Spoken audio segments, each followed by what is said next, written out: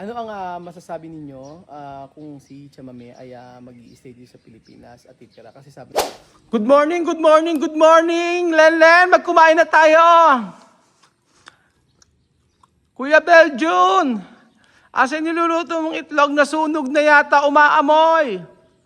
Kylie, papasok na nung oras na!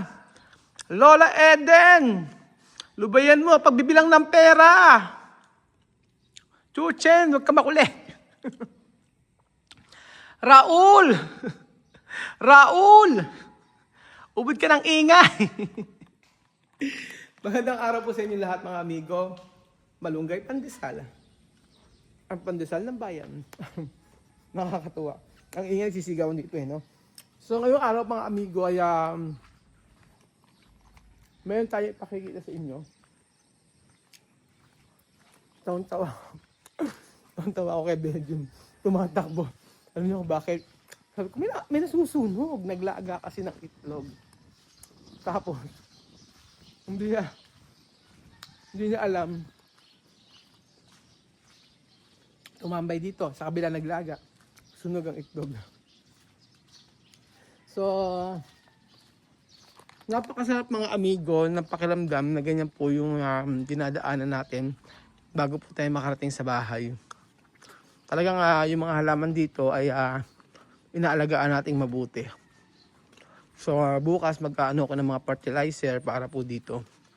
So ayan po sa Quebec, may hawak-hawak. May hawak-hawak na itlog. Ito yung sinasabi ko sa inyo mga amigo na kung saan ito dapat itong tanggalin. Ayan. Inilipat ko siya doon. Tapos sabi ko dito sila maglinis ngayon. Kaya Janet. Hindi niyo ba nakikita yung ano? Ha? Hindi niyo nakikita? Umaamoy. Hindi. Gusto naman Bedyo na ginawa mo sa itlog. Sabi ko may parang may nasusunog na isda. Ano yung isda itlog yan? Hindi kanina, nakarami ako ng para sabi ko sunog na isda. Ano, bilis? Nalinis yun na rin pool. Ayan, ganyan. Parang ngayon lang tumama yung paglilinis niya. Alam mo ngayon lang tumama yung paglilinis niyo. Parang ngayon lang ako nasiya kay Janet. Ay, sablay pa rin. Marami pa rin sapat ito. May mga sabon. Oh, sabi ko na eh. Sabi ko si Ate Janet eh. Hindi pa kayo nakakita ko.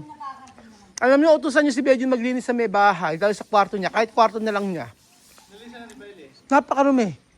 Napakarumi ng kwarto mo. Ate Janet, ano masasabi mo sa sunog na itlog?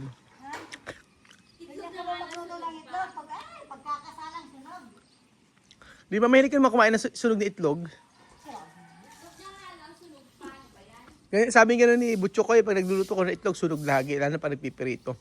Sa bagay, kung nilongganisa nga, pati plastic niluluto mo eh. Janet. Ayan, pinagbubuti po ni Billy ang paglilinis kunyari. At may camera. Mamaya pag umalis, pagpapahinga. Pag umalis din, oo, sige titingnan. Ay, tingnan natin. Sige, tapusin nga natin. Tingnan natin si Billy kung paano niya maglinis talaga lahat. Yung totoong linis. Ayan, may camera. Papabuhat ko nga ere. Ayan po, naglilinis si Belinda. Wala nang time po, uwi na po kami. Manumi. Ay, Kuya Bedyo, tanggalin mo na ito, Kuya Bedyo, no? Halika, Kuya Bedyo, lagyan mo sa pan-design natin. Kasi sobrang crowded na rito, eh. Ratan mo doon? Doon lang ba yun? O sa bahay mo yun? Anong ratan? Yung mga ano doon, basket mo doon? Pakilagay nga ito kay Kuya Bedyo. Oh. Sa'yo ba yun? Kasi sobrang, Bahay mo sa casa Ginyara talaga? yung ano, itong kristal na to. Na mataas at saka yung Oh, ilagay mo to kay Bedyo. Ratan, saan ba? sa casa Ginyara. Oo nga, eh. Gawang upuan. Alam mo, binimili kita sa free. Ay grabe ka, wala kasi kung mabiling malaki kaya dalawang ganyan. Ito nga, Kuya Bedyo.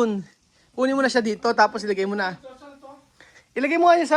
Siguro may mga girls sigurong nag-check-in dito, ngani. Okay, Bedyo na ito. Tsaka ito. Kasi hindi naman siya ano eh. Kaya may ganyan. ito lang kailangan tanggalin para hindi na masyadong, ano siya, crowded dito. Ayan o. Ay, bumagsak na naman pala rin dito eh. Taas mo lang, kaya mo yan. Tapos yung mga upuan. Oo nga. Ang upuan niya ratan. Ayusin natin. Asan? Yun yung mga upuan na ratan, dali doon. Ratan? Oo, doon sa lamisa, doon sa Oo, pwede naman. Sige. Tsaka ito oh. Bibili ka dito ng monoblock. Lagi nga kayo sa akin ng dalawa, no? Kunyari, naglilinis pibo si Billy. Wala ba taong darating ngayon sa katawan mo? Ano? Lagi ka na lang kuya bigyan Ma- sa tauhan. Alam mo, medyo maaga pa. O, ito na. Inom mo na to oh. Di ba kuya Crowded kasi dito. muna? Yan ang sinasabi ko sa inyo, crowded dito sa ano, sa ano, dito. Kaya patanggal mo muna. Ito nga gusto kong tanggalin eh. Ito, gusto ko ilagay sa to sa ano. Para, ano, oo nga, para matanggal ka ako. Pamaya pabubuhat ko. Saan mo nilagyan? Hindi sa may kitchen natin, Kitchen sa kitchen. dirty kitchen. Yan, tanggalin mo yan. Tapos, pa, tanggalin mo to. Maraming tatanggalin dito eh. Kasi over nga yung ano. Mabigat yun, di ba? Ito lang, patanggalin mo na yung mga ano, yung mga ratan. Yung mga tauhan mo. Bibili na lang ako ng ratan. Upuan para madarating sa isa. Oo, papadala ko nga yung ratan. O Billy, yung ratan dalhin nyo rin sa may kabila. Eh, doon sa kabila, yung ratan. Oo. Kasi ang dami nating mga dapat tanggalin dito sa sobrang dami. Sa totoo lang. Hindi na siya okay lagay kasi crowded na. Actually, ito Ayan. Kagaya yan, hindi ko alam kung ano laman ito. Tingnan mo nga. Ano laman ito, Belinda? Ano yan? Nilagay na ni ate yung ang mga bedding. Beddings na hindi ginagamit? Hindi, dito. Pamalit dito. Pamalit? Hindi rito yan. Wala yung bedding dito. Sa bedding kabila. Okay, sige. Kasi ang pangit nga rito eh. Para maiayos natin eh. So, plano ko nga tanggalin na yun eh. Oh. Plano ko tanggalin na to para hindi siya crowded. Ito oh. So, mamaya papabuhat ko isa-isa. Ito sinasabi ko, Belinda, huwag kayo nagtutupi ng, ng kortina. The more kasi na tinutupi niyo yung kortina, hindi siya maganda. Taas mo, Belinda, yung nakaangat yung PVC. Kaya yan. Sige. Kung kaya. Kaya, punta ka doon. Tapos ito. Kahit tinaas ko na kailangan may Ipapadala mo to sa ito ilagay natin sa may, Ang gawin natin dito, pati itong lamesa. Itong lamesa, paparepaint ko. Kailangan maiparepaint yung lamesa rito. Silan? Asan? ay na, ito rin ang pabakbak na.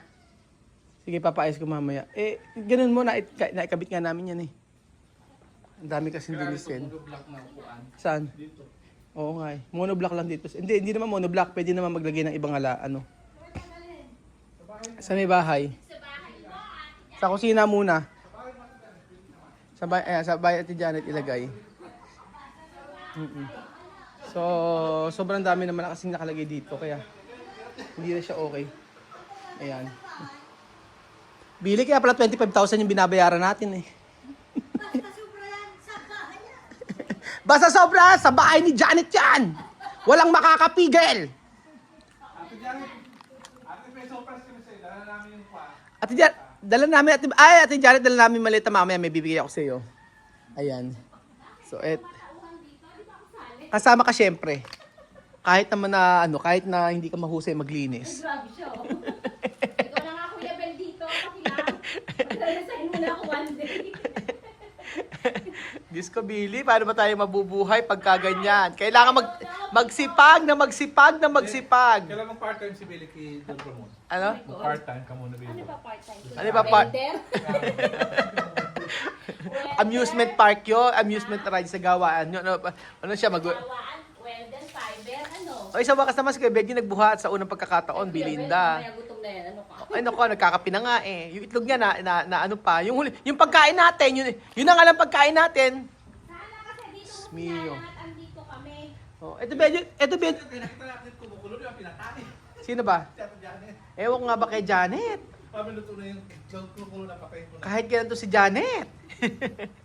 O yan, Kuya Benji, Palitan pa yung dapat, papatanggal natin na patatanggal lahat yan. Pati yung ilagay nyo na, yung sa may foam. Kasi kailangan mo rin. Yung mga foam nga, yung mga foam, Billy pakilabas. Diyan sa upuan mo. Oo nga, ito nga Billy, gusto kong tanggalin eh. Saan pinalagay sa bahay namin? Doon niya sa Lumubay ka, Belinda. Sa mga ilalagay yan, pag di pwedeng maulanan niya, masisira Ang problema kasi nagkakakalawang, kailangan tanggalin. Sabi lalagay nga eh. Buhatin niyo muna nila Ate Janet, May tao ngayon dyan. Bigat to. paparepaint ko. Tatagalin mo ng salamin dito bago buhatin. Ayaw nga pala. Sakit na kayo balakang ko.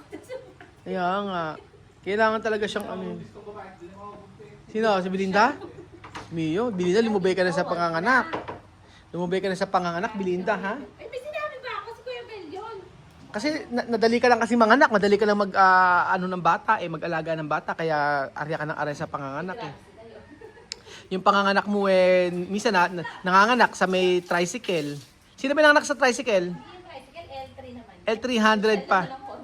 Nanganak sa L300. Walang kahirap-hirap si Belinda. Nanganak sa center. Saglit na saglit lang. Dapat sa'yo ang anak mga 10. Ayan na. Foreman, late ka na. Magbuhat ka rito. Dahil late ka. Huwag ka magpanggap. Belinda, doon ka magpuna sa loob. Ano yon? Oo nga, hindi ko alam paano nga ilalabas yun. Ano ba ilalabas ka doon? Pero saka na muna natin ilabas yun. Yung mga foam bell yun. Sa loob. Ilalagay yung Pops. Eh, Pops, wag doon sa ano, may mabait doon. Baka iyan ang mabait. Saan? May lalim doon sa lalagyanan natin doon. Kasi nilangat-ngat niya yung pinto niya. Saan? Sa may kasa, ganyan, sa ilalim ng ano. Ano? Bumapasok sa ilalim ng hagdan. Ay, hindi naman lalagay dan. Saan nilalagay ito? Yung foam ba? Hindi, yung, Kayo po ba? Ala ko pa din. yung foam ibabalik yan sa kasaginyan na hindi pwede dyan. Ito niya, saan niya ilalagay ito? Tatanggalin yung mabait. Doon sa loob. Hindi pwede dyan, Beljun. Tatanggalin yung mabait, tatanggalin, hahanapin natin. Hindi po pwede hindi makita. Kailangan may anak pala, bumili ka ng ano. Wala yun, Belinda.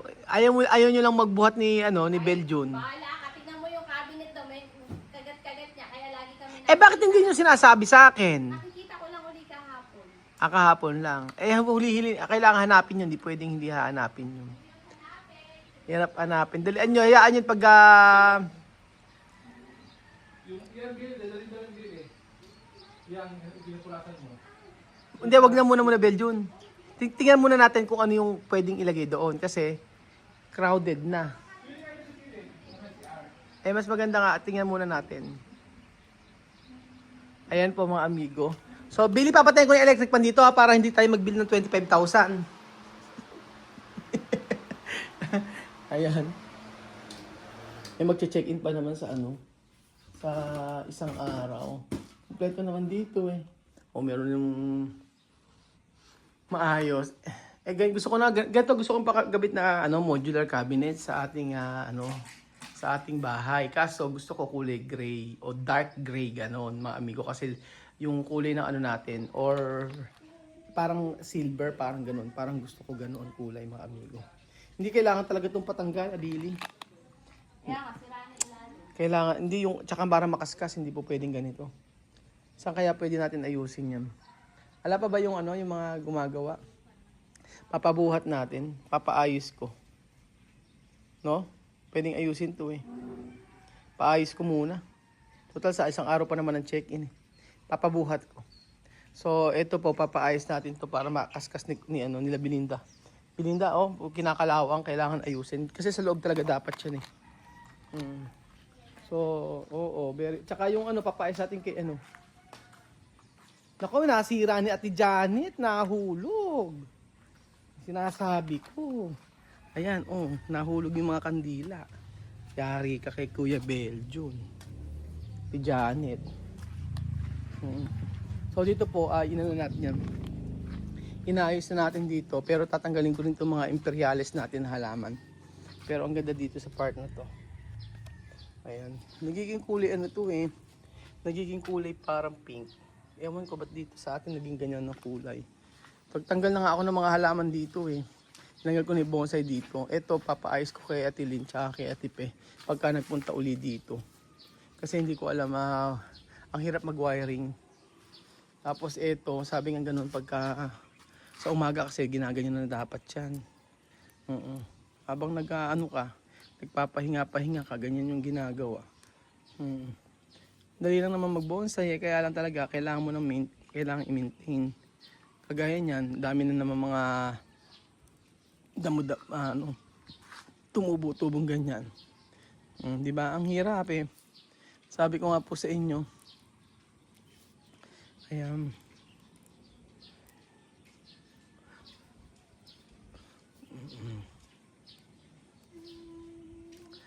Ganyan. Ayun na naman. Habang si Ate Janet nandoon. Madali lang mag-bonsai basta tututukan mo lang. Ganyan lang naman. Ang mahirap lang wiring kasi hindi ko masyadong kaya yun sa pagwa-wire. Ayan. Pero kita nyo naman ang itsura pagka natapos, di ba? Ang ganda-ganda. Kaya nga po, sabi ko nga eh. Ay, naku, ang hirap.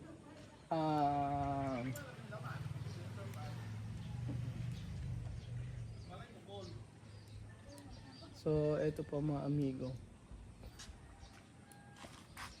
Ang ano nga pala mga kababayan ko, gusto ko lang sabihin sa inyo na ano ang masasabi ninyo kung si Chamame ay mag-i-stay dito sa Pilipinas at titira. Kasi sabi niya talaga dati pa na gusto niya dito na mag for good at dito siya i-stay na matagal. Ano po ang masasabi niyo dito? Kasi 1 year na ang lumipas, okay naman ang lahat. Pero ang tanong, dapat pa bang mag-stay siya dito sa Pilipinas? Dapat pa ba na dito siya magnirahan? At dapat pa ba na siya ay mamuhay muli dito sa Pilipinas? Ano masasabi ninyo? Or yung mga bata na lang ang mag-stay dito, like si Misma, si Amir, ganyan po. So kung kayo po ang nasa aking kalagayan, yun po, ano po ang masasabi ninyo? Kasi sa akin, yung aking opinion about dito, siguro, kung mag-i-stay man dito, kasi sabi ko hindi na siya makakabalik dito. Gusto niya mamasahe, yan yung sabi ko before.